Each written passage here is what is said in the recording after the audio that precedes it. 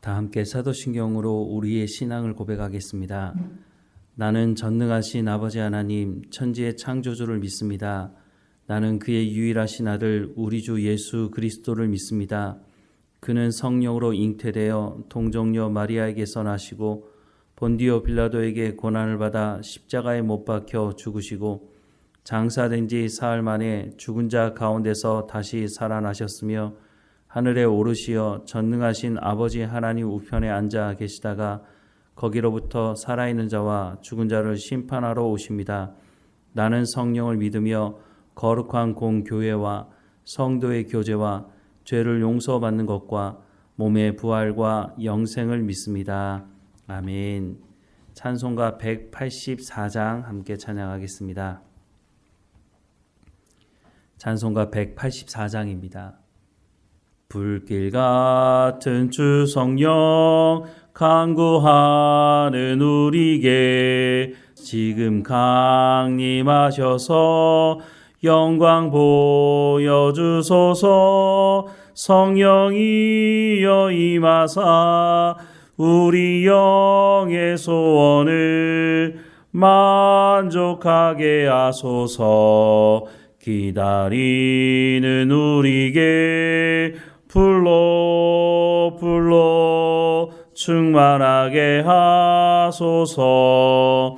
주의 제단 불의에 우리 몸과 영혼과 우리 가진 모든 것 지금 바치옵니다. 성령이여 임하사 우리 영의 소원을 만족하게 하소서. 기다리는 우리에게 불러 충만하게 하소서. 모든 것 다 바치고 비고 빈 내 마음에 성령 충만하도록 주여 채워주소서. 성령이여 임하사 우리 영의 소원을 만족하게 하소서. 기다리는 우리에게 불러 충만하게 하소서.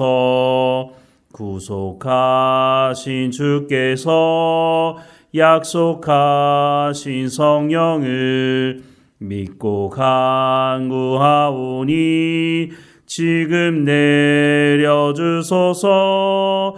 성령이여 임하사 우리 영의 소원을 만족하게 하소서.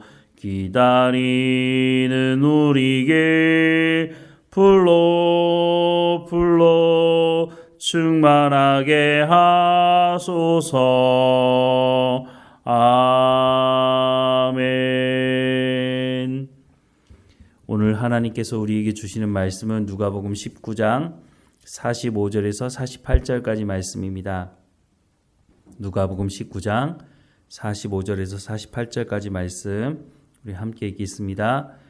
성전에 들어가사 장사하는 자들을 내쫓으시며 그들에게 이르시되 기록된 바 내 집은 기도하는 집이 되리라 하였거늘 너희는 강도의 소굴을 만들었도다 하시니라. 예수께서 날마다 성전에서 가르치시니 대제사장들과 서기관들과 백성의 지도자들이 그를 죽이려고 꾀하되 백성이 다 그에게 귀를 기울여 들으므로 어찌할 방도를 찾지 못하였더라. 아멘. 오늘 본문에 보면 예수님께서 성전을 찾아서 성전을 더럽히는 사람들을 내쫓으시는 말씀을 하고 있습니다. 이 말씀은 요한복음에도 나오는데요. 요한복음 2장 13절에서 22절 말씀에 보면 유대인의 유월절이 가까운지라 예수께서 예루살렘으로 올라가셨더니 성전 안에서 소와 양과 비둘기 파는 사람들과 돈 바꾸는 사람들이 앉아 있는 것을 보시고 노끈으로 채찍을 만드사 양이나 소를 다 성전에서 내쫓으시고 돈 바꾸는 사람들의 돈을 쏟으시며 상을 엎으시고 비둘기 파는 사람들에게 이르시되 이것을 여기서 가져가라. 내 아버지의 집으로 장사하는 집을 만들지 말라 하시니 제자들이 성경 말씀에 주의 전을 사모하는 열심이 나를 삼키리라 한 것을 기억하더라. 이에 유대인들이 대답하여 예수께 말하기를 내가 이런 일을 행하니 무슨 표적을 우리에게 보이겠느냐. 예수께서 대답하여 이르시되 너희가 이 성전을 헐라. 내가 사흘 동안에 일으키리라. 유대인들이 이르되 이 성전은 46년 동안에 지었거늘 내가 3일 동안에 일으키겠느냐 하더라. 그러나 예수는 성전된 자기 육체를 가리켜 말씀하신 것이라.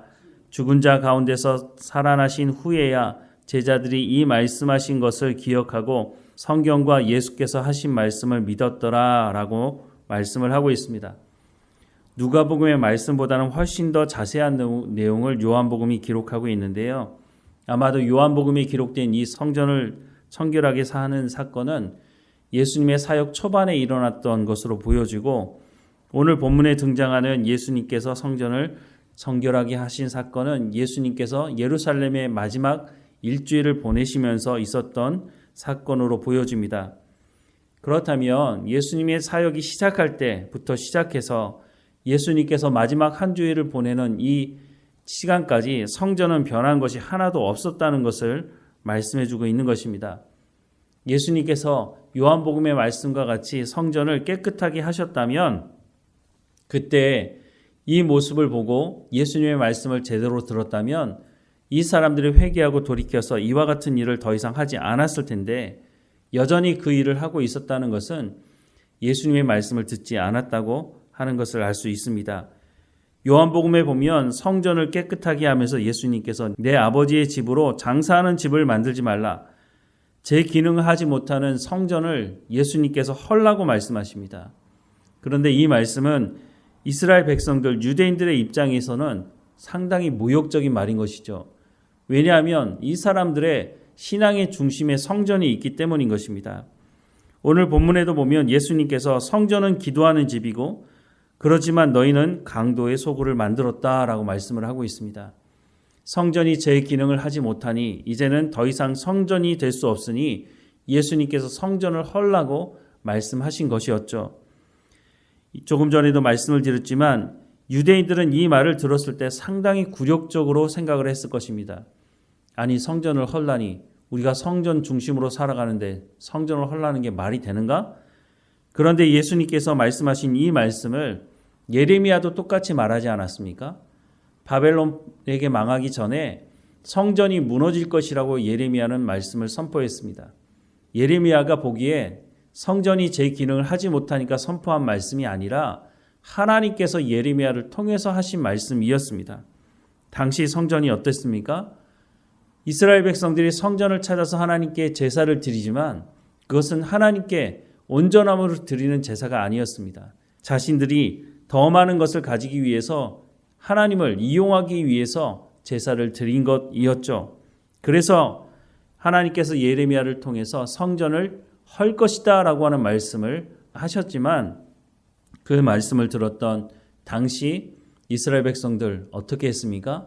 성전이 무너지겠다고 하는 그 말을 전하는 예레미야를 죽이려고 하지 않았습니까?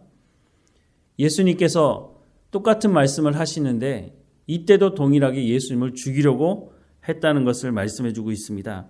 오늘 보면 45절부터 47절 말씀해 보면 성전에 들어가사 장사하는 자들을 내쫓으시며 그들에게 이르시되 기록된 바 내 집은 기도하는 집이 되리라 하였거늘 너희는 강도의 소굴을 만들었도다 하시니라. 예수께서 날마다 성전에서 가르치시니 대제사장들과 서기관들과 백성의 지도자들이 그를 죽이려고 꾀하되라고 말씀을 하고 있습니다. 예레미야와 예수님 시대에 얼마나 시간에 큰 간격이 있습니까? 그런데 사람들은 변한 것이 하나도 없습니다. 성전을 사랑하시는 하나님의 마음이 담겨있는 말씀임에도 불구하고 이스라엘 백성들은 그 말이 무슨 말인지를 알지 못하고 회개하고 돌이키는 것이 아니라 오히려 성전이 성전다운 모습을 가져야 된다고 말하는 예수님과 예레미야를 죽이려고 했던 그 사람들의 모습을 오늘 본문을 통해서 보게 됩니다. 그렇다면 오늘 우리 교회는 어떻습니까? 오늘 한국교회가 정말로 하나님을 만나는 곳입니까? 오늘 한국교회가 하나님을 예배하는 곳이고 하나님께 기도하며 하나님의 말씀을 듣는 곳이라고 자신 있게 말할 수 있는 교회가 얼마나 될까 하는 생각을 해보게 됩니다. 교회에 대한 소유권을 자신의 것이라고 주장하는 목회자도 있고 성도들도 있습니다. 우리 부모가 이 교회를 세웠으니까 이 교회는 우리 거야 라고 주장하는 사람들이 있죠. 그러면서 입으로는 뭐라고 말합니까? 교회의 머리는 예수님이라고 말합니다. 앞뒤가 맞지가 않는 것이죠. 어떤 사람들은 그렇게 말합니다. 교회의 주인이 누굽니까? 라고 물어보면 우리입니다 라고 말하는데 그게 성경적이고 하나님의 말씀입니까? 어디 성경에 교회의 주인이 성도들이라고 말하고 있습니까? 교회의 주인은 하나님이시라고 말씀하고 있지 않습니까? 그러니까 교회는 하나님의 말씀을 기준으로 삼아서 그 하나님의 말씀을 듣기 위해 모이는 공동체라고 말씀해주고 있는 것입니다. 하나님의 말씀에 순종하지 않는 것이죠. 교회의 주인이 우리라고요? 그건 잘못된 가르침이고 잘못된 말씀을 듣고 그것이 옳은 것이라고 생각하고 잘못된 길을 가고 있는 것입니다.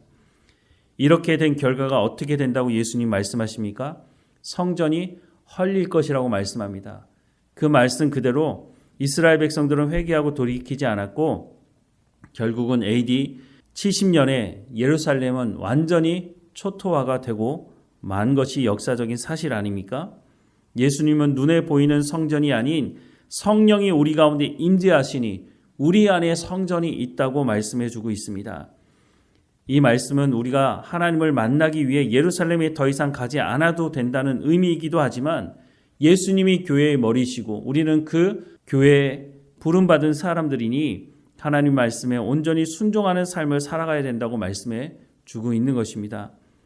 빌립보서 1장 20절에서 21절 말씀에 보면 나의 간절한 기대와 소망을 따라 아무 일에든지 부끄러워하지 아니하고 지금도 전과 같이 온전히 담대하여 살든지 죽든지 내 몸에서 그리스도가 존귀하게 되게 하려 하나니 이는 내게 사는 것이 그리스도니 죽는 것도 유익함이라 라고 말씀을 하고 있는 말씀과 같이 교회로 부름받은 사람들은 이 마음을 품고 살아가야 한다는 것입니다.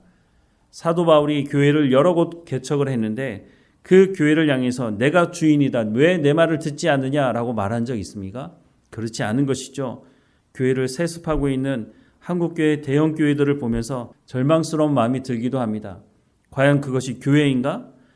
한국교회는 앞으로 지금도 그렇지만 교회가 가진 그 재산 때문에 망하는 일을 경험하게 될 것입니다.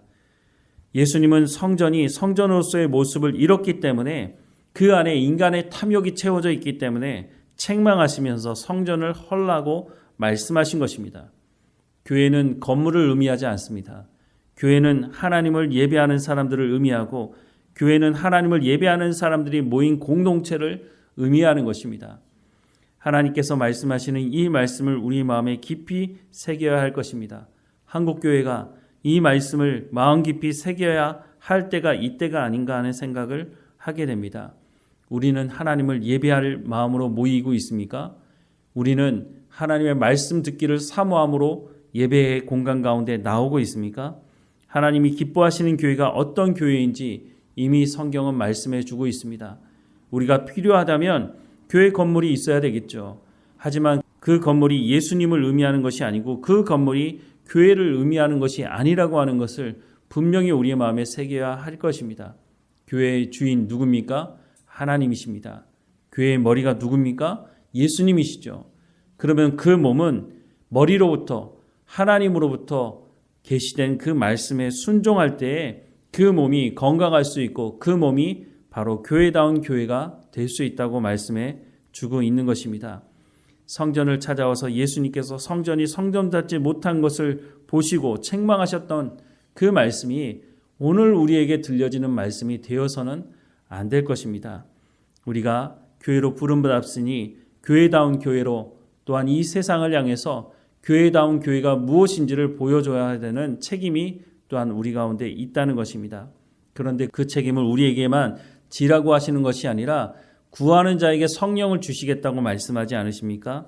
성령이 우리 가운데 내주에 계셔야 우리가 그 성령을 통해서 진리의 말씀을 깨달아 알 수 있고 성령의 열매를 맺으며 교회다운 교회가 무엇인지 증거할 수 있게 되는 것입니다.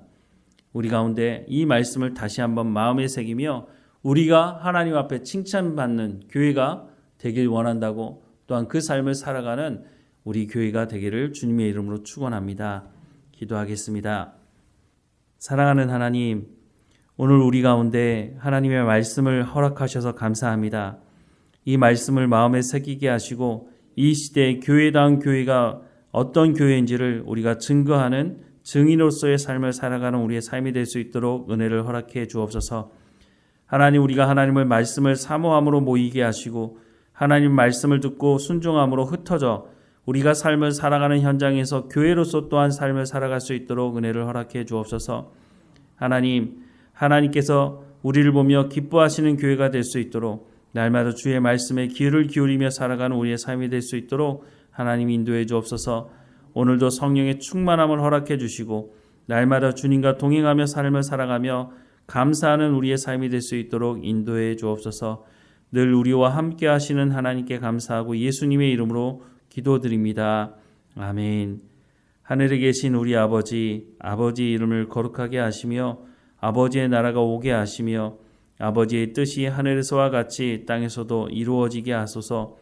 오늘 우리에게 일용할 양식을 주시고 우리가 우리에게 잘못한 사람을 용서하여 준 것 같이 우리 죄를 용서하여 주시고 우리를 시험에 빠지지 않게 하시고 악에서 구하소서.